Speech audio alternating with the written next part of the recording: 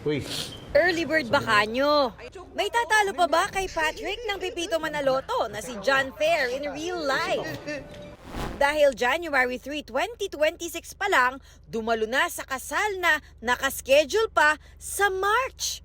Trending itong pagkwento ni John sa kaibigang si Mikoy Morales na nag-wedding crash sa kasal ng iba nitong Sabado. Akala raw ni John, kasal na ni Mikoy nitong January 3.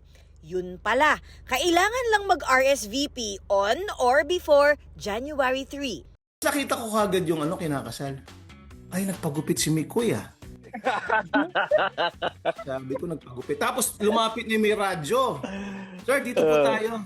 Sige. Pero nang makita niya lahat ng male guests, nakasuit at siya lang ang nakabarong. Ako lang yung iba yung suot.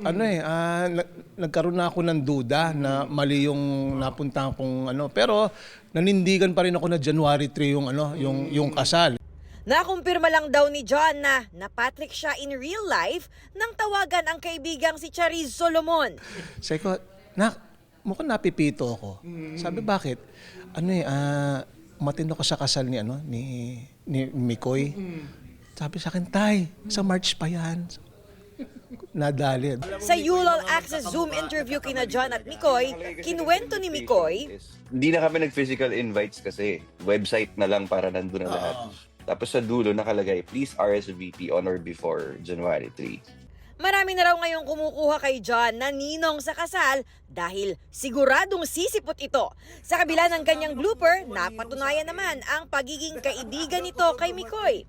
Alam ko namang nagmamahalan tayo at pupunta ka sa kasal. Pero dahil sa nangyari, sobrang pruweba yun talaga na maaga ka laging dumating. At di ka nalilate. Naway, makarating ako ng eksakto sa oras sa iyong kasal, ha?